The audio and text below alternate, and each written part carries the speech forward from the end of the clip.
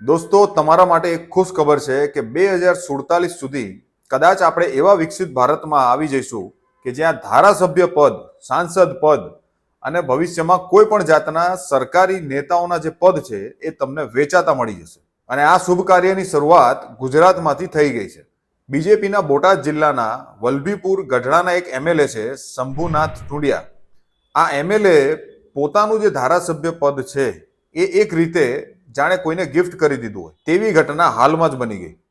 અને આ ઘટના એક સંકેત છે કે ભવિષ્યમાં કોઈ પણ વ્યક્તિ ચૂંટાયેલા સાંસદ કે ધારાસભ્યને પૈસાની ઓફર કરીને એની જગ્યાએ પોતે કામ કરી શકે છે. તો ચાલો જાણીએ સમગ્ર ઘટના. તમે જોઈ રહ્યા છો જાગો ઇન્ડિયાની યુટ્યુબ ચેનલ અને હું દીપેનસિંહ તમારું સ્વાગત કરું છું આપણી ચેનલમાં.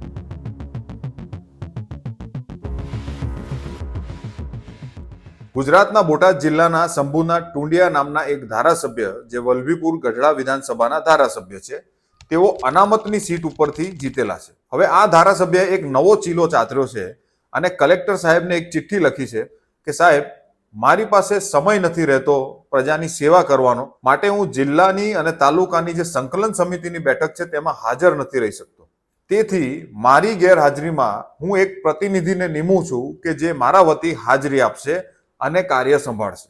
અને મજાની વાત ત્યાં છે કે આ જે આગેવાન છે એ બિન અનામતની સીટનો માણસ છે, મતલબ એ પોતે ઓપન કેટેગરીમાંથી આવે છે અને એનું નામ છે દિલીપભાઈ સેટા.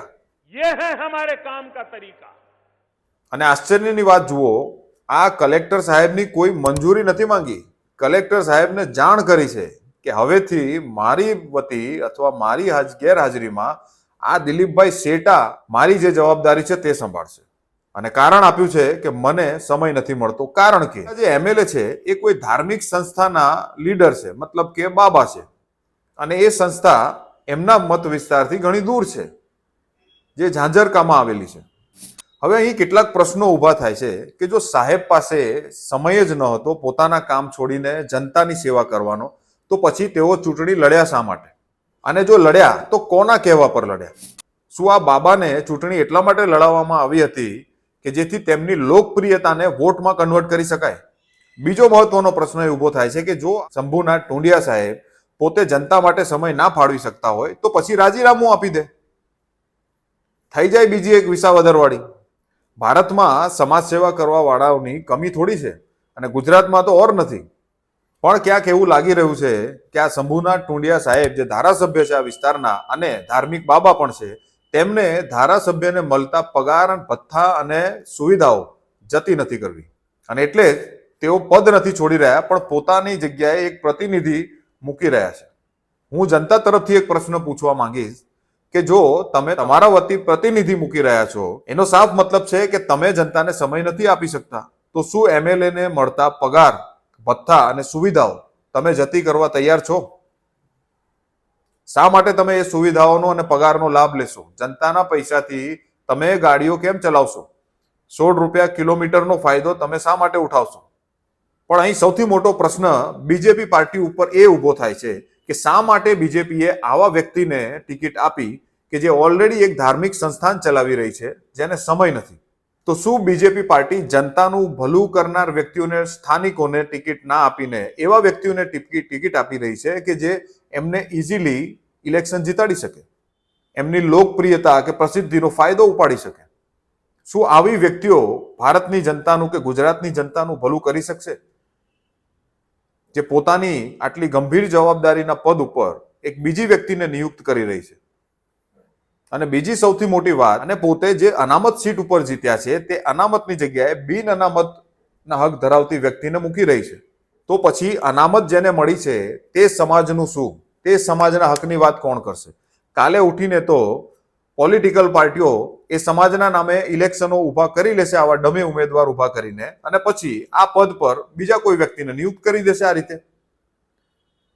તો જનતાનું અસલી પ્રતિનિધિત્વ કોણ કરશે? કે પછી ક્યાંક આ ટેસ્ટ તો નથી થઈ રહ્યો કે ચાલો એક આઈડિયાને ટેસ્ટ કરી જોઈએ, અને જો આઈડિયા ચાલી જાય, સક્સેસફુલ થઈ જાય, તો આપણે ભારતમાં બીજી બધી એમએલએ અને સાંસદોની જે સીટો છે એના ઉપર વગદાર, પૈસાદાર એવી વ્યક્તિઓને બેસાડી દઈએ. જો આવું જ ચાલતું રહ્યું તો મને એવું લાગે છે કે આગળ જતા આપણા પ્રધાનમંત્રી શું એમ તો નહીં કહી દે ને કે હું મારું પીએમ પદમાં વિદેશ પ્રવાસમાં હું એટલો વ્યસ્ત રહું છું એટલે આ દેશની જે કમાન છે અથવા તો જે નેતૃત્વ છે એ હું અદાણીને સોંપી રહ્યો છું. આ એક પ્રશ્ન પણ ઊભો થાય છે. માટે આ ખૂબ ગંભીર ચેડા થયેલા છે ભારતીય લોકતંત્રની જે સિસ્ટમ છે એની સાથે. અહીં વિચારવા જેવી ખાસ બાબત છે કે આવું થયું શા માટે. એની પાછળ કારણ છે ચડ્ડીધારીઓની વિચારધારા. શંભુનાથ મુંડિયા પોતે આરએસએસ સાથે જોડાયેલા વ્યક્તિ છે.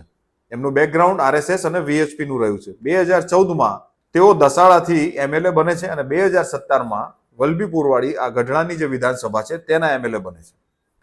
એક રીતે જોઈએ તો આ દલિતોના જે લોકતંત્રમાં પ્રતિનિધિત્વ કરવાનો એક અધિકાર છે એ અધિકાર ઉપર તરાપ મારવાનો એક નવો આઈડિયા આરએસએસની વિચારધારાએ શોધી કાઢ્યો છે. એટલે જ્યાં જ્યાં અનામતની સીટો હોય ત્યાં અનામત એટલે કે એવા સમાજના વ્યક્તિને, દલિત સમાજના કે ઓબીસી સમાજના વ્યક્તિને ચૂંટણી લડાવો અને ત્યારબાદ તેનું નેતૃત્વ પોતાના માણસોને મૂકીને લઈ લો. શું આ જ વિચારધારા હેઠળ આ ટેસ્ટિંગ કરવામાં આવ્યું છે કે જો જનતા આનો વિરોધ ના કરે તો પછી આ જ આઈડિયાને, આ જ સ્ટ્રેટેજીને બીજી વિધાનસભાઓ પર અપનાવી જોવાય. મતલબ સીધી દલિતોના અધિકાર અને લોકતંત્ર પર તરાપ મારવામાં આવી છે. અને ક્યાંક ને ક્યાંક આ 2047નું જે વિઝન છે કે આ દેશને ધર્મના આધારે ચલાવવો એની શરૂઆત અહીંથી થઈ ગઈ હોય તેવું લાગી રહ્યું છે. હું આવનારા એક ભયાનક ભવિષ્ય માટે તમને શુભકામનાઓ પાઠવું છું કે જ્યાં ભારતની મહિલાઓને ઘરની બહાર નીકળવાનો પણ અધિકાર નહીં હોય, જ્યાં ભારતની મહિલાઓને ઉચ્ચ શિક્ષા લેવાનો અધિકાર નહીં હોય, જ્યાં દલિતોના બાળકોને સ્કૂલે જવાનો અધિકાર નહીં હોય, જ્યાં દલિતોને મત આપવાનો અધિકાર નહીં હોય, જ્યાં દેશનું લોકતંત્ર માત્ર અમીરો ચલાવતા હશે, જેમ અંગ્રેજોના જમાનામાં વોટિંગનો અધિકાર દરેક વ્યક્તિને ન હતો. અને હું શુભકામના પાઠવું છું એવા ભયાનક ભવિષ્ય માટે કે જ્યાં ફરીથી ભારત, મહાન ભારત, વર્ણ વ્યવસ્થાની ચપેટમાં આવી ગયો છે.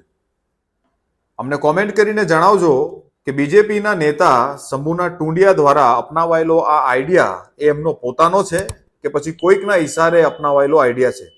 ફરીથી એકવાર કહીશ કે જાગતા રહો અને જગાડતા રહો. ફરી મળીશું એક નવા ટોપિક સાથે, પણ આ ટોપિકને ભૂલી ના જતા આની ઉપર એક્શન લેજો. જય હિન્દ.